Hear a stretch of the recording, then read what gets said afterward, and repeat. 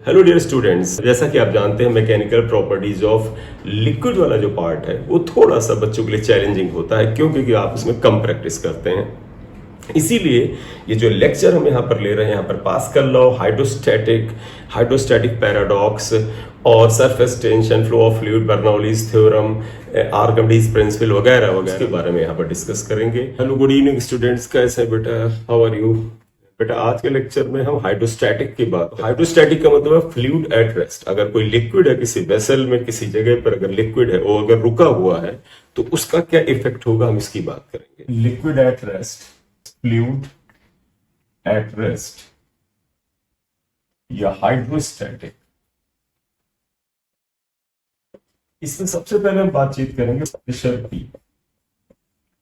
देखिए, जब हम लोग मैकेनिक्स पढ़ते हैं तो उसमें आमतौर पर हम मूविंग या स्टेशनरी सॉलिड बॉडी के बारे में बात करते हैं। आई थिंक आपको याद होगा कि जब कोई रिजिड बॉडी रेस्ट में होती थी, कोई सॉलिड बॉडी रेस्ट में होती थी, तो उसके ऊपर जब हम इक्विलिब्रियम की कंडीशन निकालते थे उस पर हम फोर्स बताते थे। जैसे एक बॉडी है, किसी सरफेस पे रखी हुई है, तो हम इस पे डिफरेंट फोर्सेस की चर्चा करते थे। हम कहते थे इसका बीट जो है that is downward, normal reaction is upward, if force is applied is forward, if friction is there it is also acting there। तो हम जब रिजिड बॉडी से सॉलिड से डील करते हैं तो मेन प्रॉपर्टी जिसे उसे एक्सप्लेन करते हैं वो होती है प्रॉपर्टी फोर्स। फ्लूइड यानी लिक्विड और गैसेस के केस में उसका कोई शेप नहीं होता है, वो जिस बर्तन में रखा जाता है उसका आकार ले लेता है। दूसरा, उसमें रिजिडिटी नहीं होती है, इसलिए उसको हम अगर एक्सप्लेन करने जाएं, बेहतर ढंग से उसको एक्सप्रेस करने जाएं, तो फोर्स की बजाय हमें प्रेशर ज्यादा मदद करता है। क्यों? क्योंकि फोर्स जो होता है वो रिजिड बॉडी पर बेहतर ढंग से एक्सप्लेन किया जा सकता है। इसीलिए लिक्विड को या गैसेस को एक्सप्लेन करने के लिए हमें प्रेशर की बड़ी जरूरत है। यहां पर हमने बात किया कि वाई प्रेशर इज नेसेसरी या why pressure is a better quantity to express the properties of liquid और fluid. If on an area, मान लीजिए ये एरिया ए है, इसके ऊपर एक यूनिफॉर्म फोर्स अप्लाई किया जाता है, uniform force F is applied and that force must be normal. तो if normal, normal means perpendicular, uniform force F is applied on an area A, then pressure P equal to the ratio of force and area। Force अगर uniform है तो हमें कुछ सोचना ही नहीं है इसके बारे में, ये लगातार यूनिफॉर्म यानी कांस्टेंट है। एरिया तो गिवन है, तो pressure will be this. Pressure is a scalar quantity, P is a scalar quantity.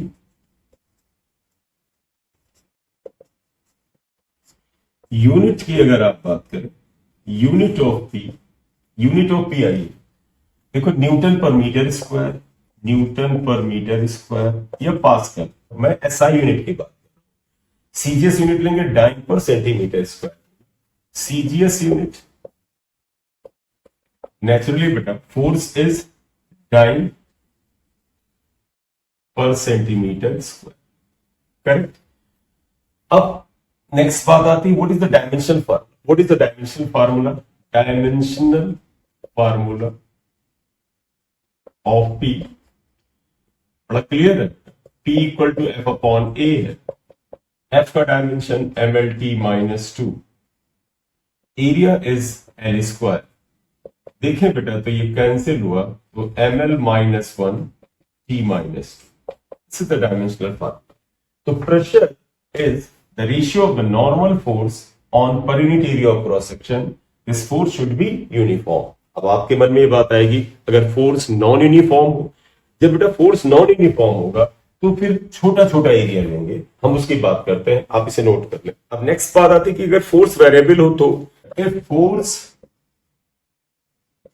F is variable, अगर फोर्स F वेरिएबल, तब आप देखिएगा then we determine pressure at a pin point। Pin point मतलब समझिएगा, जैसे ये सरफेस एरिया है, ये और अगर इस जगह पर अलग अलग प्रेशर है, मान लीजिए यहां पर प्रेशर अलग है, इस जगह अलग, तो हम इस पिन पॉइंट पे लेंगे। सपोज ये प्रेशर, सॉरी सपोज ये फोर्स डेल्टा है, यहां पर कुछ और होगा, तो उस पिन पॉइंट को लेंगे, क्योंकि हर जगह पर फोर्स अलग। ये फोर्स जो मैंने डेल्टा एफ लिया वो इस पिन पॉइंट, और इस पिन पॉइंट पर है इसका जो छोटा सा एरिया आप लेंगे, अगर आप इसको डेल्टा ए ले, तो इस केस में जब फोर्स वेरिएबल है, नेचुरली बेटा जब फोर्स यहां यहां यहां अलग है, तो इस जगह पर एक पिन पॉइंट पर एक छोटे से एरिया पर प्रेशर हमें निकालना होगा। उस छोटे एरिया पर फोर्स अगर डेल्टा एफ है, वो छोटा एरिया अगर डेल्टा ए है, तब आप बताइएगा then pressure P equal to क्या होता है, delta F by delta A. अब आपको ये पता होगा कि अगर एरिया बहुत छोटा होता है, if delta A is very small, ये बहुत छोटा एरिया ले, तब हम लिमिट ले लेते हैं, then P equal to limit delta A is approaching towards zero because very small, that will be written as delta F upon delta A. और ऐसे केसेस में जब लिमिट हटाते हैं तो हम इसे df अपॉन da लिख लेते हैं। ये pressure at any small point, जब फोर्स वेरिएबल हो तो df बाई da लिखें, it will be the next equation, correct.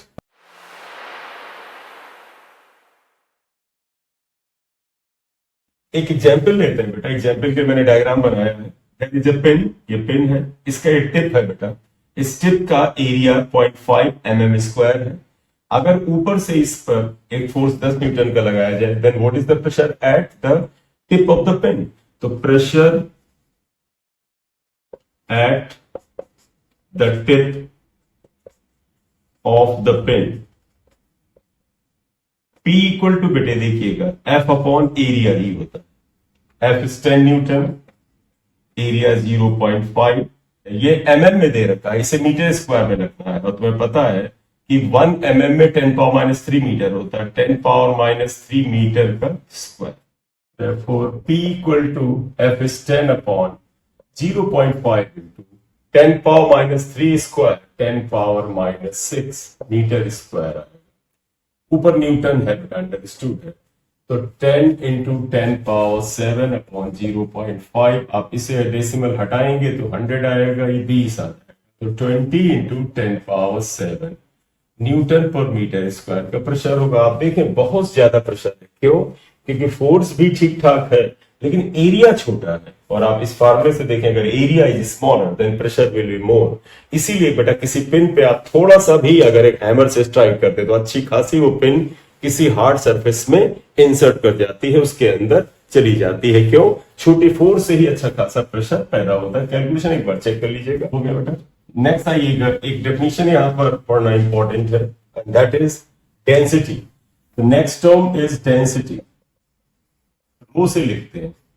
आपने छोटी क्लासेस में पढ़ा होगा कि डेंसिटी इक्वल टू क्या होता है, mass upon volume. The density is equal to ratio of mass and volume, density equal to m upon v होता है। Unit SI unit of rho, mass का SI यूनिट किलोग्राम और volume का पर metre की। सीजीएस यूनिट थोड़ा सा ज्यादा पॉपुलर भी है बेटा, सीजीएस में मास को किलोग्राम के बजाय ग्राम में लेंगे और मीटर को सेंटीमीटर की, ये सीजीएस यूनिट है। डायमेंशन ऑफ रो, मास का डायमेंशन m, वॉल्यूम का L3, तो ml-3 है। ये एक स्केलर क्वांटिटी है, रो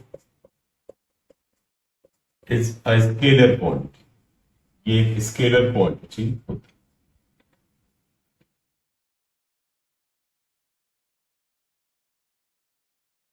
रिलेटिव डेंसिटी, रिलेटिव का मतलब हुआ कंपैरिजन, किसी न किसी सब्सटेंस से कंपेयर किया जा रहा है, तो वो स्टैंडर्ड सब्सटेंस हम ले रहे हैं वाटर, एंड वाटर की डेंसिटी एट 4 डिग्री सेल्सियस। आपको याद होगा एनॉमलस बिहेवियर ऑफ वाटर होता है।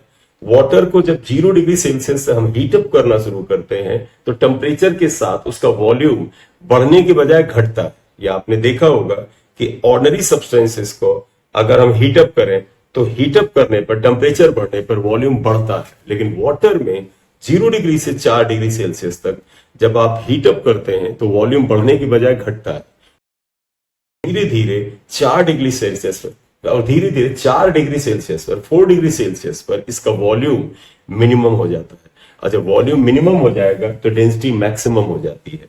तो वाटर की डेंसिटी क्योंकि 0 से 4 डिग्री तक वेरी करती है, इसलिए वाटर की डेंसिटी 4 डिग्री सेल्सियस पर जो कि मैक्सिमम डेंसिटी है वो यहाँ पर अबाउट द रिलेटिव डेंसिटी। तो मन में तो आएगा रिलेटिव मींस किसी के रेस्पेक्ट में, तो किसके रेस्पेक्ट में? तो बेटा वाटर के रेस्पेक्ट में ले रहे हैं। तो इसका मतलब क्या डेफिनेशन इसकी बनी? ये हेडिंग ही रखिए, देखिएगा, relative density is equal to the ratio of density of substance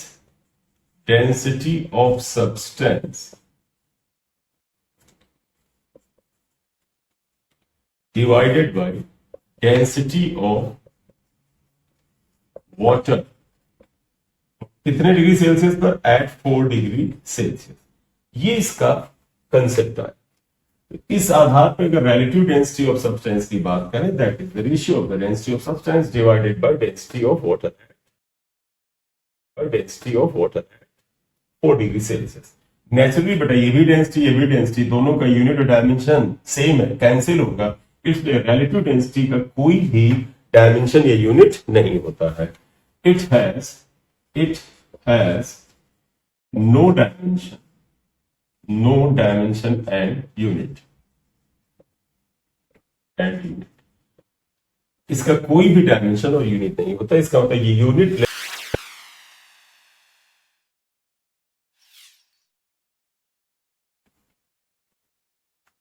important है पास्कल लॉ, क्योंकि पास्कल लॉ हमें कई जगह इसके कंसेप्चुअल प्रॉब्लम को करने में मदद करता है